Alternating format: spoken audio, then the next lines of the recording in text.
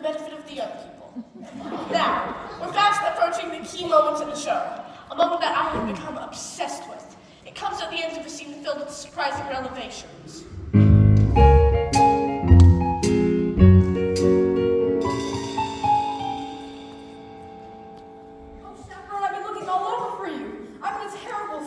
You certainly are. You can't go to the wedding looking like that. Oh, you poor dear. Haven't you heard? The wedding is off. Not your wedding, mine.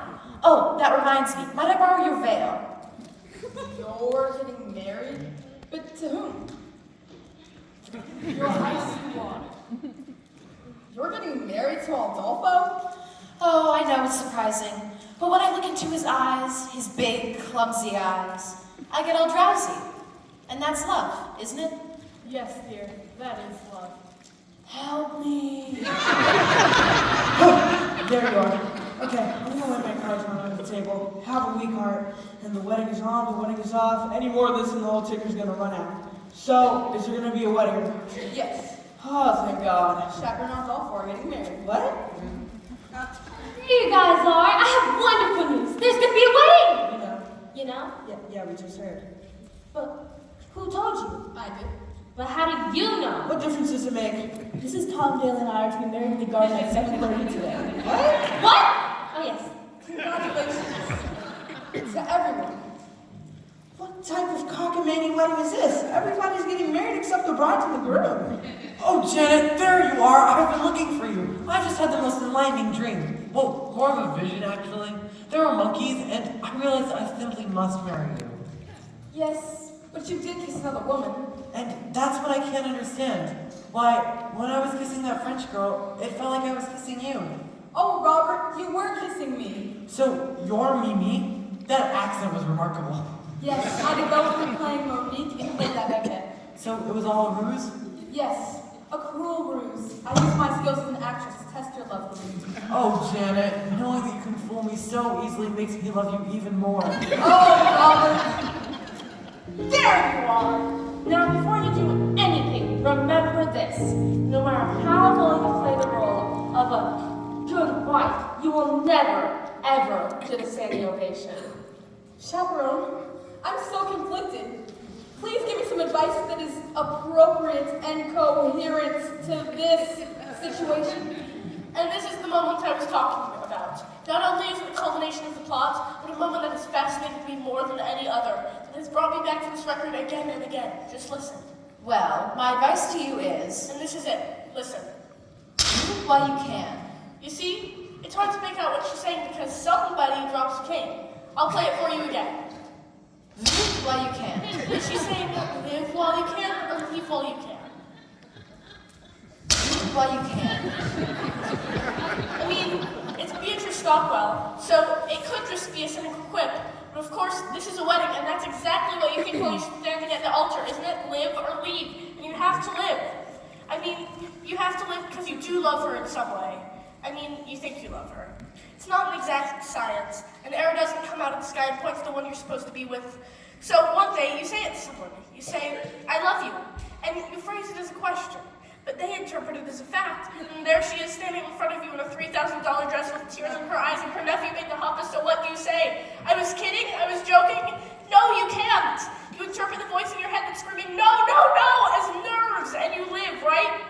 You live because it would be cruel to leave with her relatives all gathered there. Her uncle came all the way from Flagstaff and her father's already threatened to kill you once, so you live. And for the first few months, you stare at the alien love lying beside you in bed and you think to yourself, who are you? Who are you? And one day, you say it out loud. Then it's a trial separation, couples counseling, and all your conversations are about her eating disorder and yours all off addiction, and you're constantly revisiting and reevaluating and redefining before you lose the deposit on the house. The whole relationship boils down to an animated email on your birthday. Last year, it was rabbit. Happy birthday. Still, in the larger sense, in the broader sense, it's better to have lived than to have left, right? Am I right? While you can. You have no idea how many times I've listened to that. Chaperone, you always know the right thing to say. My answer is yes, Robert. I will marry you. Wonderful, wonderful. Well, Mr. Phelpsy, it appears that this wedding is a done deal. Now you're in trouble, and there's nothing you can do. Oh, wait, no. I found a fabulous new leading lady. Presenting Kitty the Incredible. Now can you show them how you can read my mind?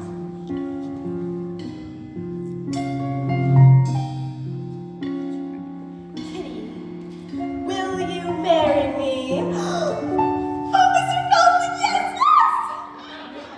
Isn't she amazing? Well, what are you waiting for? You ladies go put on your frillies. We'll all get married in one big clump. George, I don't know how you managed to pull it off. 4 weddings in one day? You must be everyone's best man now. I am? Of course. I am. Hip hip hooray! I'm George. That's George, the best man, George. I'm honored to be doing what the best man ought. He's basking in the glory of a fine world.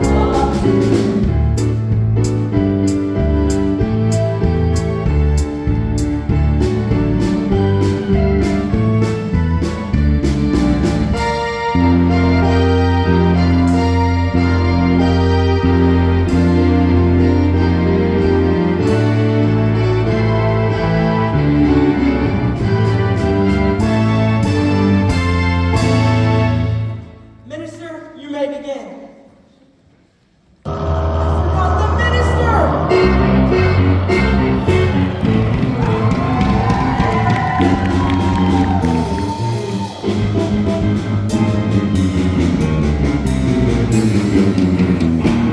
Who the heck are you? I'm Trix.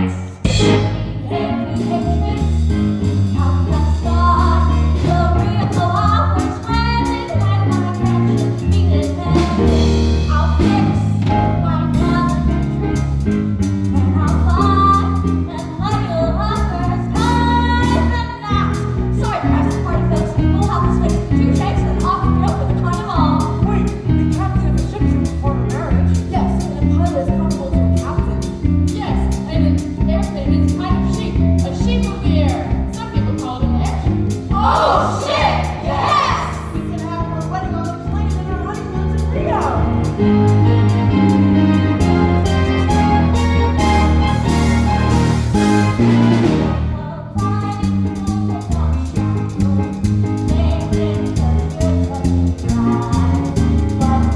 Thank you.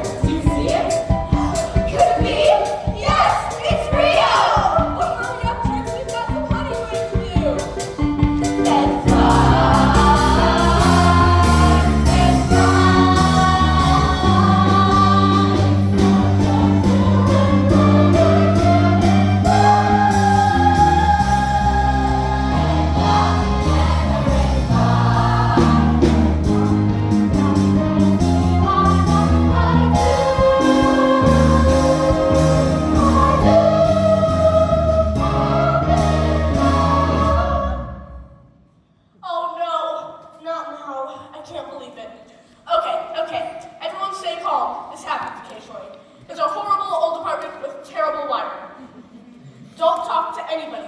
Don't let yourselves be distracted. I'll find the fuse box. It's the super. Oh, God.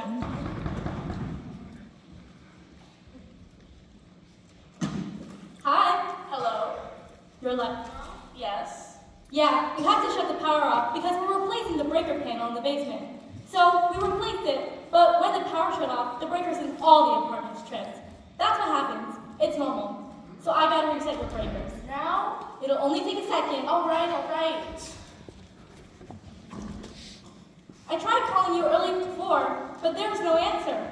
Oh, I've been having a problem with my phone. Here we go.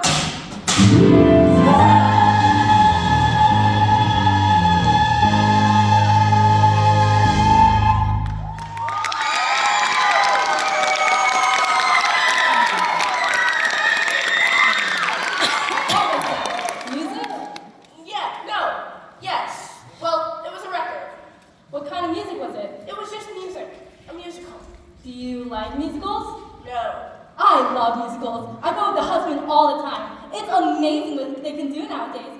Did you see Miss Saigon? They landed a helicopter on stage in that one. I've seen them all. Cats, Les Mis, Saturday Night Fever. Well, goodbye. That's it, isn't it? One note away from the end of the show, and it was ruined. The mood is broken. I should just start the record again. No, but I can't do that, can I? Oh, it's so frustrating. You have to understand, I love this show so much. My mother gave me the record. This was just before my father left us. He didn't leave because of the record, although I'm sure you know how that is. Look, I know it's not a perfect show. The spit take scene is lame and the monkey motif is labored, but it does what a musical is supposed to do. It takes you to another world, and it gives you a little tune to carry with in your head. Something to help combat the dreary horrors of the real world. A little something for when you're feeling blue, you know? As we stumble along on life's funny journey, as we stumble along into the blue, we look here and we look there, seeking answers anywhere, never sure of where to turn or what to do.